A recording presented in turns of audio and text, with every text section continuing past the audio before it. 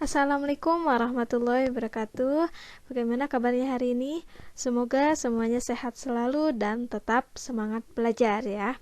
Kali ini kita akan belajar mengenai ciri-ciri makhluk hidup pada mata pelajaran IPA kelas 7 semester 1.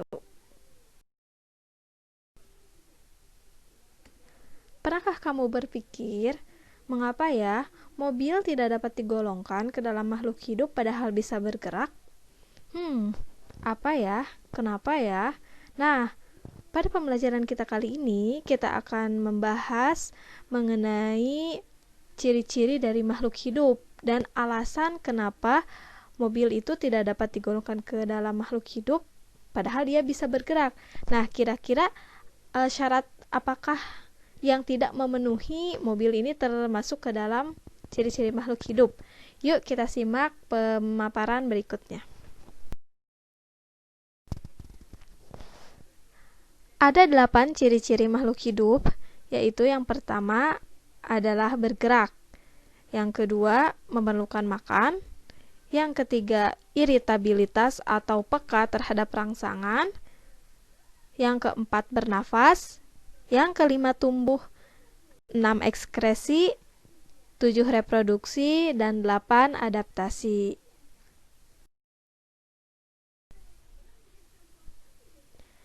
Ciri makhluk hidup yang pertama adalah bergerak. Nah, seperti yang kita ketahui bahwa semua makhluk hidup memiliki kemampuan untuk bergerak. Kira-kira kenapa ya manusia ataupun makhluk hidup yang lain dapat bergerak?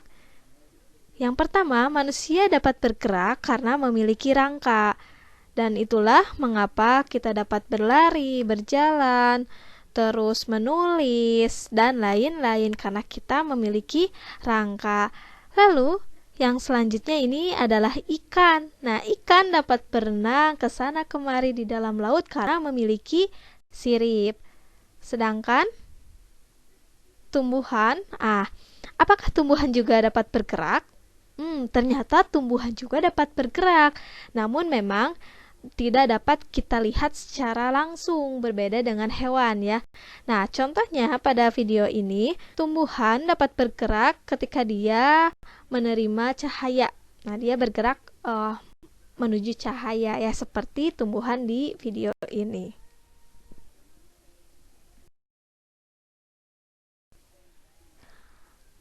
Lalu, ciri makhluk hidup yang kedua adalah memerlukan makanan. Seperti yang kita ketahui bahwa semua makhluk hidup memerlukan makanan untuk mendapatkan energi. Contohnya, kita kalau misalnya lapar itu biasanya lemas ya. Nah, berarti itu ciri bahwa kita itu termasuk ke dalam makhluk hidup ya, manusia, karena kita membutuhkan energi atau nutrisi ya. Nah, contohnya kayak gini ya, kita makan misal satu hari itu 3 kali karena tubuh kita itu memerlukan energi, di mana tubuh kita akan melakukan metabolisme. Lalu, apakah tumbuhan juga memerlukan makanan? Yap, tumbuhan juga memerlukan makanan, tetapi berbeda dengan manusia. Kalau manusia makanannya bisa daging, nasi, tumbuhan beda lagi ya. Makanan tumbuhan itu berupa karbon dioksida yang kita keluarkan melalui pernafasan seperti pada video ini. Lalu ada H2O atau air dan cahaya matahari. Jadi tumbuhan itu memerlukan makanan untuk proses fotosintesis. Ciri makhluk hidup yang ketiga adalah peka terhadap perangsang atau iritabilitas. Contohnya, seperti yang kita ketahui bahwa manusia memiliki 5 indera. Coba ingat-ingat apa saja inderanya. Ya, yang pertama itu ada indera pendengaran, indera penciuman, indera penglihatan, indera perasa, dan indera pengecap ya. Nah, pada video ini contohnya mata kita ternyata peka terhadap rangsangan. Nah, rangsangannya apa kalau mata? Ya, rangsangan mata itu berupa cahaya, sedangkan kalau pendengaran telinga peka terhadap bunyi dan lain-lain. Lalu Pada tumbuhan, ini contohnya pada daun putri malu ya. Kenapa ketika kita dulu waktu kecil sering memainkan ini ya, menggerak-gerakan putri malu. Ketika kita gerakkan daun putri malu tersebut, maka lama-kelamaan putri malu tersebut atau langsung menguncup, menutup. Kenapa? Karena tumbuhan putri malu tersebut peka terhadap rangsangan atau iritabilitas berupa apa? Berupa sentuhan. Jadi teman-teman, peka terhadap rangsang itu disebabkan oleh beberapa hal. Bisa itu karena cahaya, karena sentuhan, karena gravitasi, karena zat kimia, dan lain-lain. Ciri makhluk hidup yang keempat itu adalah bernapas atau respirasi. Contohnya adalah pada manusia ya. Nah, ketika kita bernapas, ciri-cirinya apa coba? Ya, ketika kita menarik napas dan menghembuskan napas. Coba kita ingat-ingat lagi. Ketika kita menarik napas, udara yang masuk itu berupa apa yang kita butuhkan? Ya, udara yang kita butuhkan itu adalah oksigen yang berasal dari tumbuhan. Sedangkan ketika kita mengeluarkan napas, kira-kira udara apa yang dikeluarkan? Ya, yaitu karbon dioksida. Nah, sedangkan apakah tumbuhan juga bernapas? Ternyata tumbuhan juga bernapas, yaitu melalui yang namanya stomata. Jadi di dalam stomata itu terjadi pertukaran gas berupa oksigen dan karbon dioksida.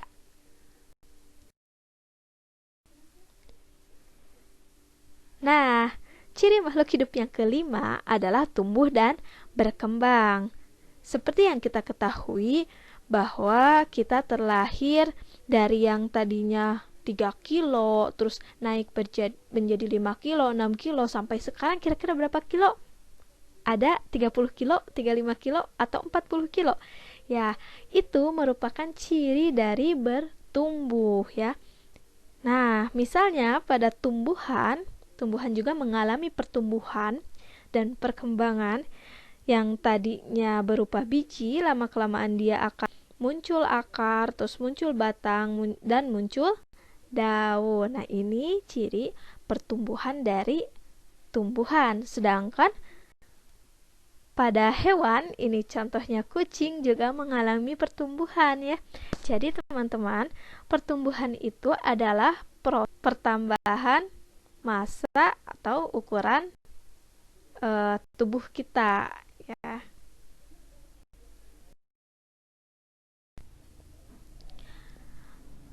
Lalu yang keenam adalah mengeluarkan zat sisa atau ekresi. Ada yang tahu kalau manusia mengeluarkan zat sisa berupa apa? Ya, benar. Manusia mengeluarkan zat sisa itu atau ekresi berupa keringat. Selain keringat, ada lagi nggak ya yang dikeluarkan oleh manusia? Ada ternyata. Contohnya itu adalah urin atau air seni atau air pipis ya. Terus apakah ada lagi? Ada ternyata. Contohnya adalah karbon dioksida yang kita keluarkan ketika kita bernafas. Pada tumbuhan juga ada zat ekresi atau tidak? Sama ya, tumbuhan juga dia mengeluarkan zat sisa berupa oksigen ya yang nanti akan kita hirup. Lalu ciri makhluk hidup yang ketujuh adalah berkembang biak atau reproduksi. Contohnya ini pada daun cocor bebek ya, di mana pada pinggir daun-daunnya itu terdapat yang namanya itu adalah tunas. Nah, tunas inilah yang berfungsi untuk menghasilkan individu cocor bebek yang baru. Lalu pada hewan, ini contohnya pada bebek ya. Bebek juga dia mengalami perkembangbiakan. Masih ingat bebek itu berkembang biak dengan cara apa? Dengan apakah bebek itu ovipar, vivipar, atau ovovivipar? Ya, bebek itu termasuk ke dalam hewan ovipar, yaitu hewan yang bertelur. Nah, secara garis besar teman-teman, Perkembangbiakan pada makhluk hidup ini terbagi menjadi dua. Ada reproduksi vegetatif dan ada reproduksi generatif. Bedanya apa ya? Kalau reproduksi vegetatif adalah perkembangbiakan yang tidak mengalami pembuahan. Sedangkan reproduksi generatif itu adalah reproduksi yang mengalami pembuahan, yaitu terjadinya pertemuan antara sel sperma dengan sel ovum. Nah, kalau tunas adventif daun itu adalah tadi reproduksi vegetatif. Terus ada lagi nih, seperti pada umbi-umbian. Contohnya itu adalah bawang merah. Itu termasuk reproduksi vegetatif. Sedangkan kalau buaya atau misalnya kelinci melahirkan, itu termasuk ke dalam reproduksi generatif ya. Bisa dipahami sampai sini? Oke, kita lanjut ya. Ciri makhluk hidup yang ke-8 adalah adaptasi. Jadi, apa itu yang dimaksud dengan adaptasi? Nah, adaptasi menurut Lamarck, yaitu seorang ahli biologi dari Prancis, merupakan perubahan yang dilakukan makhluk hidup untuk menyesuaikan diri terhadap lingkungannya. Jadi teman-teman, adaptasi itu secara umumnya adalah kemampuan makhluk hidup untuk mengatasi tekanan dan faktor pembatas dari lingkungan untuk dapat bertahan hidup. Nah, cara yang digunakan setiap makhluk hidup tersebut, adaptasinya itu berbeda-beda menyesuaikan dengan kemampuan dari masing-masing individu. Contohnya itu pada daun teratai. Nah, daun teratai dia bentuknya itu lebar, merupakan adaptasi untuk mengurangi penguapan. Jadi Allah itu menciptakan segala sesuatu tidak mungkin tanpa alasan ya. Jadi segala sesuatunya pasti ada alasannya. Kalau kita perhatikan lagi, kenapa ya daun teratai dengan daun mangga itu ukurannya berbeda, strukturnya berbeda?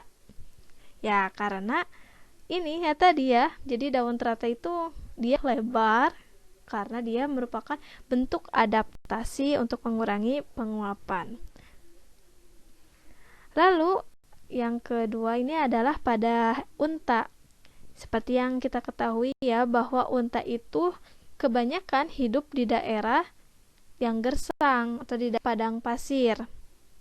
Nah, unta pada daerah padang pasir ini dia memodifikasi tubuhnya atau memiliki punduk yang mana punduk ini berfungsi untuk menyimpan air dan cadangan lemak. Kalau kita rasakan, kalau kita bandingkan yang keadaan di padang pasir dengan keadaan di Indonesia, yang mana Indonesia merupakan negara tropis, apakah ada perbedaannya seperti apa? Ya, jadi kalau di padang pasir itu untuk mendapatkan air itu sangat susah, jadi agak gersang ya, beda dengan di negara tropis sumber air itu banyak terdapat di mana-mana. Jadi teman-teman, setelah mendengarkan pemaparan atau penjelasan mengenai 8 ciri-ciri makhluk hidup, apakah sudah menemukan jawaban mengenai kenapa ya mobil itu tidak digolongkan atau tidak dimasukkan ke dalam ciri-ciri makhluk hidup? Ya, yang pertama, mobil walaupun dia dapat bergerak, tapi dia tidak dapat bereproduksi, tidak dapat mengeluarkan zat sisa karena di dalamnya tidak ada metabolisme. Terus tidak dapat bertumbuh maupun berkembang ya. Makanya memang mobil itu tidak bisa dikatakan sebagai makhluk hidup. Sudah paham sampai sini? Yuk kita ulas lagi, apa saja 8 ciri makhluk hidup itu? Ya, yaitu bergerak, peka terhadap rangsangan, memerlukan makanan, bernafas, mengeluarkan zat sisa, bertumbuh dan berkembang, bereproduksi, dan yang terakhir adalah adaptasi. Kalau misalnya sudah dipahami sampai sini, nah ini next lesson, minggu depan insya Allah kita akan belajar mengenai klasifikasi makhluk hidup. Ya, semoga apa yang sudah dipaparkan tadi itu dapat masuk ya langsung ke otak. Oh iya, jadi sambil diamati. Jadi kalau untuk belajar ilmu IPA khususnya biologi itu sambil mengamati, sambil kita mengamati kira-kira itu termasuk makhluk hidup atau enggak ya, hewan itu makhluk hidup atau enggak ya. Jadi kita lihat nih ciri-cirinya contreng, dia dapat berkeras, oh iya makhluk hidup, dapat beradaptasi, oh iya, oh iya. Nah gitu ya, jadi sambil belajar mengamati ya. Cukup sekian yang dapat saya sampaikan, mohon maaf apabila ada kesalahan. Apabila ada yang ingin tanyakan, silahkan cantumkan di kolom komentar dan jangan lupa like, share, dan subscribe. Kita tutup dengan ucapan hamdalah bersama-sama. Alhamdulillahirabbil alamin. Wassalamualaikum warahmatullahi wabarakatuh.